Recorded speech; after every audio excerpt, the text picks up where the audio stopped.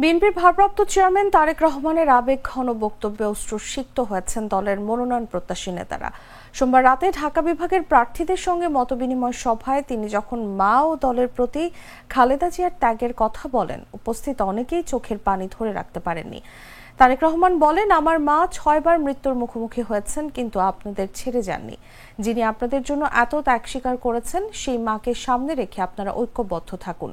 তারেক রহমান আরও বলেন, শেখ হাসিনা আমার মাকে 40 বছরের বাড়ি থেকে তাড়িয়েছে। মা তার সন্তানকেও হারিয়েছেন, কিন্তু সেই মা কখনো আপোষ করেননি, কারণ তার লক্ষ্য ছিল গণতান্ত্রিক রাষ্ট্র গঠন। এক পর্যায়ে এক আদালতের ঘটনার উদাহরণ টেনে তিনি বলেন, যে মা সন্তানের ক্ষতি হতে দেন না, তিনিই আসল মা।